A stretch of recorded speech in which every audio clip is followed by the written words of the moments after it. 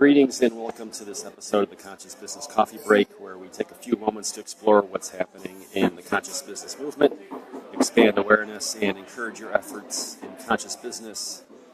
Greetings, everyone. My name is Stephen Donaco of the Conscious Business Enterprise, a division of Humanities team. And today, continuing a conversation that started on Wednesday around whether conscious business in and of themselves are movements. And on Wednesday, I talked about that from the perspective of, I believe they are. Conscious businesses are supporting the conscious consumption of products and services, and doing that in a conscious way, being mindful of our environment, our resources, and our impact of business and what we consume on the world. And today, the topic is moving a little bit more towards whether conscious people can work in non-conscious companies.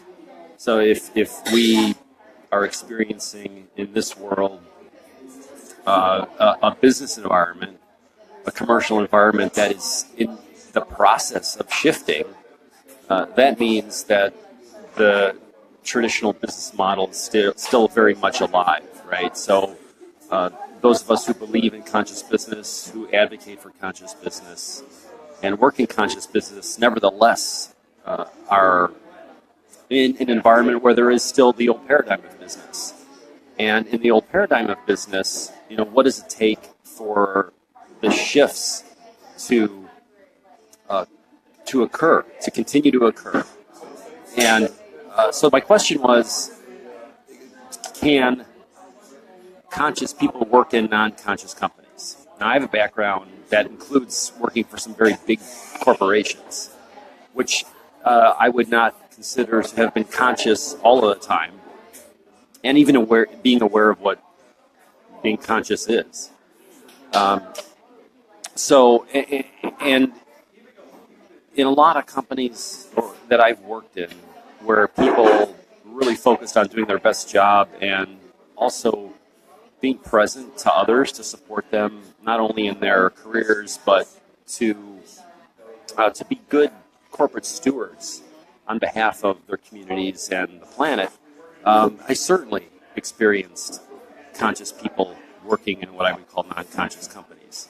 And in particular, what's really brought this up for me recently is in the United States, there's a broadcasting conglomerate called Sinclair, which is an ultra-conservative, very right-leaning political type of company, and buying up radio and TV stations across the country here in the U.S. And there was a mashup, a video segment that was a mashup of all of these local broadcasters basically reading from the same script from the Sinclair corporate about how they are dedicated to the truth and identifying fake news, and it was and it was very much taken as a falling in line, right? That everybody was falling in line with the corporate message from above, and these supposedly local independent journalists were all reading from the same script pushed by a right-wing corporate agenda.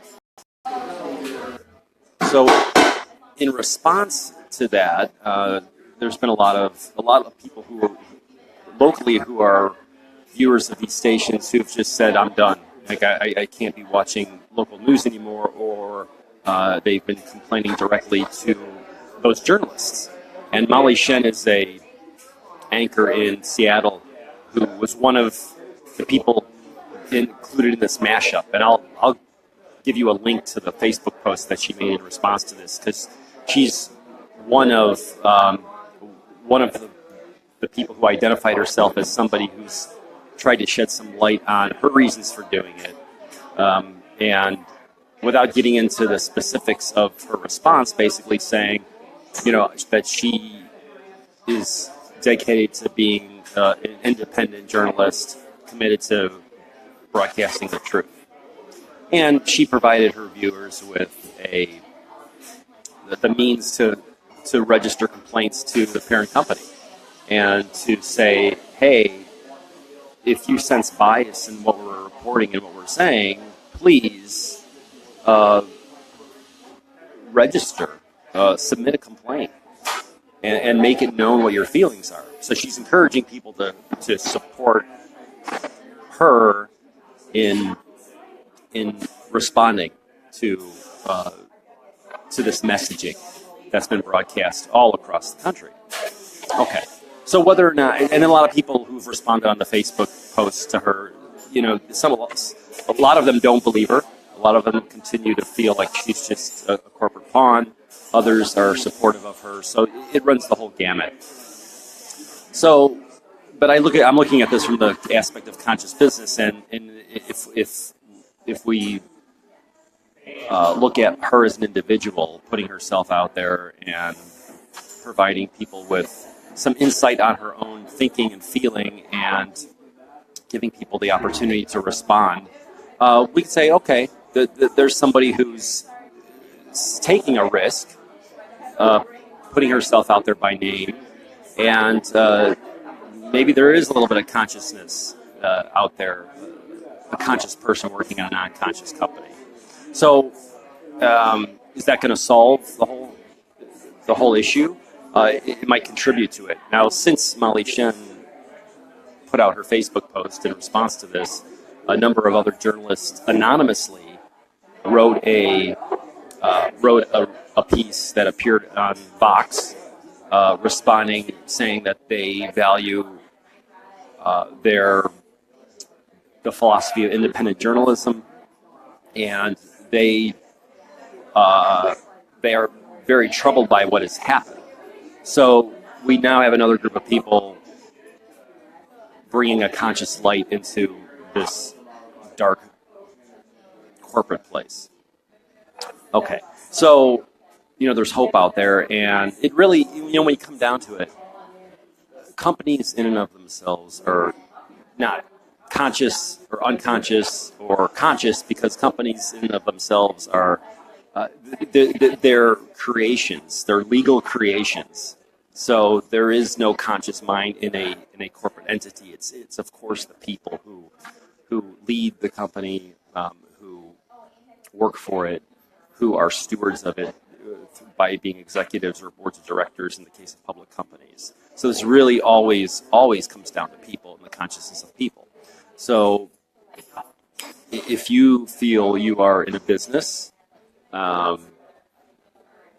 working for a company that isn't 100% conscious, or maybe even 0% conscious, my encouragement to you is to just show up as your authentic self, and have conversations with people to the extent that it's not only safe for you to do so, but that you can do it in a responsible and intelligent way. Because we know that there's the concept called negative sentiment override, when people get into arguments and one nasty comment is responded to by another nasty comment, and then conversations don't get anywhere. So if you're in a company where you feel strongly that the work being done is not conscious and you can't have an influence, just show up by being an example and doing the conscious work that you feel led to do. And as you do that, perhaps people will tune into the power of your example. They'll at least think about it, and they might be moved to just start a conversation with you about how you're different, how you're showing up. And if you can embrace people's curiosity, that's the beginning of having conscious conversations in a business realm that more often than not is not conscious. So I'll leave you with that today. There's a lot more we could say about this topic, and we'll be doing that in future episodes. But in the meantime, Want to wish you all a happy Friday. And thanks to Fluid Coffee Bar here in Valparaiso, Indiana, for being the venue for the Conscious Business Coffee Break. We'll see you again on Wednesday, 9 a.m. Central U.S. time. And in the meantime, have a great weekend. See you soon.